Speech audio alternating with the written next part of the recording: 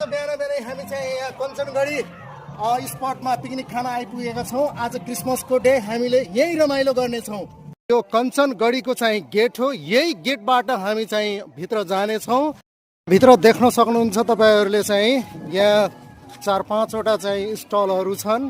ती स्टलमा जति पनि पिकनिक खाने समूहहरू आउनुहुन्छ उहाँहरू चाहिँ यही स्टलमा चाहिँ पिकनिक बनाएर चाहिँ खानुहुन्छ।